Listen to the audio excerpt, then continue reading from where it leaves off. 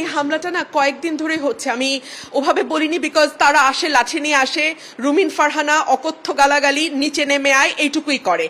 আজকে যেটা হয়েছে 11:30 পৌনে 12টার সময় ওরা গেট এমন জোরে ঝাঁকি দিয়েছে যে আমার মনে হচ্ছে গেট ভেঙে ফেলবে। তারপর ওরা সবগুলো লাইট ভেঙে ফেলছে আমাদের গেটের। সিসিটিভি ক্যামেরা ছিল মার্কেটের, মাল্টিপ্ল্যান কম্পিউটার মার্কেট, ওই মার্কেটের সিসি ক্যামেরা ভেঙে ফেলছে।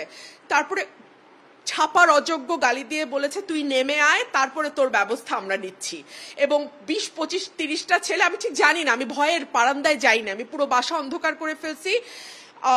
অন্ধকার করে আমি এখানেই ছিলাম। আজকে আমি আমার বাচ্চাদের সাথে, আমার ছাত্রদের সাথে আমি মানে কি বলবো এটাকে, মানে একাত্মতা জানানোর জন্য আমি গিয়েছিলাম। আপনারা দেখেছেন আমি শহীদ মিনারে ছিলাম।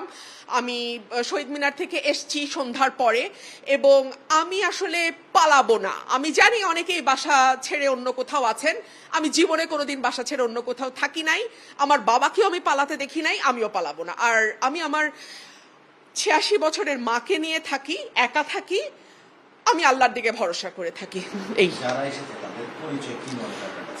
নিশ্চয়ই এটা বিরুদ্ধ পক্ষের কেউ, আওয়ামী লীগের কেউ, যুবলীগ, ছাত্রলীগের কেউ, বা তাদেরকে আসলে রাজনীতিবিদ বলাটাও রাজনীতিকে অনেক বেশি, মানে তাদেরকে সম্মান দেওয়া হয়। তারা আসলে গুন্ডা পান্ডা এরকম মোটা মোটা লাঠি হাতে যেভাবে তারা গেট ঝাঁকিয়েছে, যেভাবে তারা লাইট ভেঙেছে, যেভাবে তারা একজন নারীকে বিচ্ছিরি ভাষায় গালাগালি করেছে, ওদেরকে রাজনীতিবিদ আমি বলতে চাই না। আমি রাজনীতিবিদকে এত নিচে নামাতে চাই না, ওরা গুন্ডা।